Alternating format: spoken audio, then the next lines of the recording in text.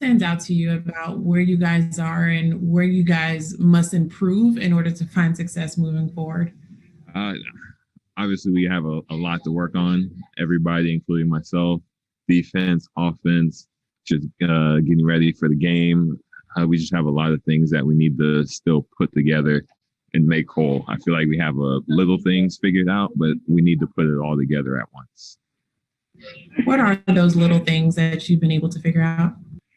We have lapses on defense.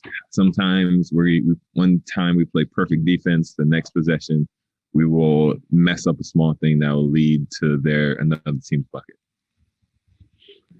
And then Coach just brought attention to the interaction that you had with Colin at the end of the half. How important is it that you guys have those relationships already established where you can have those conversations and keep playing in the game? Right. It's basketball. Tensions are going to get high. I know for me, I'm normally not the person to start yelling, but I was just frustrated at everything. And then Colin happened to be there. And we started yelling. But one thing that you guys need to know, there's not 1 second I wouldn't fight for that guy. I went out and yelled at him. We figured it out in the locker room. But out there, we would go to war for each other. No problem. Kelsey. Kelsey Roos of The Athletic. Jarrett, you kind of touched on it, but specifically defensively, this road stretch you guys have allowed teams to score 120 points other than Phoenix with 119. What do you have to change defensively? And it's something that's more inherent to you guys and not necessarily what is like the other team. But what do you guys have to work on specifically? I feel like we have to work on pick and roll. I have to be better. Our guards have to be better. Backdoor cuts. You can see tonight, Draymond picked us apart in terms of backdoor cuts. Every other team just kept on backdoor and cutting us. And just like I told Angel, just mental lapses on the defensive end. Sometimes we'll forget the coverage. Sometimes we'll do something that we didn't agree on in the pre-practice before. And then this game and then last night as well, the end of the second quarter and then going into the third quarter have been struggles for you guys. Yeah. What are you seeing in those moments? I guess, is it something specific happening, or is it just, I guess, what is happening in those moments that you guys need to improve upon in the future? I think we let off the gas pedal a little bit. The first, 18 minutes, we're all in. We're all in. We're locked in. We're playing our hardest. And then for some reason, there's like another 12-minute stretch, maybe 14 minutes, where it's like we just forget what we're doing. And then that's when teams come back on this in the third quarter. And by the time in the fourth quarter, when we're riled up again, it's too late for us to come back. Thanks. Right. Chris Fedor, Cleveland.com. Jarrett, what specifically, I know you touched on the interaction with Colin, but what specifically had you so frustrated in that moment? It's not particularly anything he did. I mean, obviously we all make mistakes. He probably made 2 or 3 going down the line. It was just, tensions are high. We've lost what seems like 20 in a row. We just can't seem to get out of this little rut that we're in. And so it got to me a little bit, and I feel like I should have got a call, and then I just let loose. I remember when you arrived here, you were talking about your excitement and some of the positive things that you saw within the organization. Mm-hmm.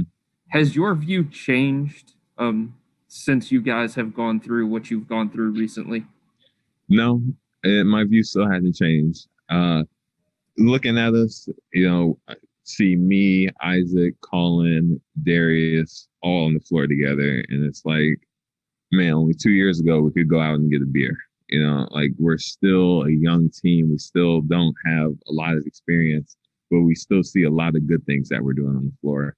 And still, since I've got here, there's been improvements in every area, with point guards, with Isaac Garden, these superstars. There's been a steady improvement. Even though we're losing games, I still think that we're making the direction in the right way. And then you and some of the guys in JB Bickerstaff were talking before you went on this hellish road trip that this would teach you guys a lot about yourselves. You would learn a lot. now that you're leaving, what do you feel like you learned? I learned that obviously we still have a long way to go. I learned that we need to lock in more during the games. We need to feel like we just have to be sharper. After we beat Brooklyn, we kind of let up a little bit. And now that we've been on this road trip and lost every single game on this road trip, hopefully that can be a wake-up call for all of us. Thank you. No problem. Marla Ridenour, Akron Beacon Journal. Jarrett, JB mentioned about how you guys didn't fracture. I mean, do you feel like you've been through a lot, just on this trip or the last month or, since you beat Brooklyn or whatever? Does it feel like, it really has been some serious adversity here? Absolutely. Once we played Brooklyn, the level of competition just went straight up. We've been playing above 500 teams. We've been playing against superstars. We've been playing against people that have a lot of experience in the NBA. And that's been one hell of a challenge for us all to overcome. But I think that after seeing all of this, we know where we need to be and what we need to do. And with, what they decided that Andre's not going to play, I mean, I just didn't know if you had a reaction. Were you surprised? Mm-hmm. Do you feel like you still have a guy you can rely on to help you while he's still here? I still feel like I do have a guy. Even Andre, I still feel like I can rely on him. Obviously, the situation just didn't work out. I'm pretty sure JB talked about all of that. But Andre, he's still active. He's still talking to us. He's still, he's not a cancer in the locker room. He's cheering guys on and talking to us. So I still feel like I can rely on him. JaVale, as another big man, he's well proven already. Has 3 championships and made impacts on all of those teams. So I still feel like we're good in those areas. Thank you. Last one, Spencer. Spencer Davies, basketballnews.com. Jarrett, a couple games ago, we talked about how we felt that the offense was a little disorganized. My question for you, just for your perspective, when guys initially don't get through the first action and it doesn't work, do you feel like there's a tendency to kind of abandon the game plan in the secondary and third actions? I don't think it's particularly abandoning. I think it's more of we just haven't really known what to do. I don't think people understand to go to the next action. It's kind of like we just stop and wait for something to happen. But I think at one point we have to know that if something doesn't work, there's always a backup plan, and there should always be a backup plan to that backup plan. So once guys start figuring that out, I think our offense is going to run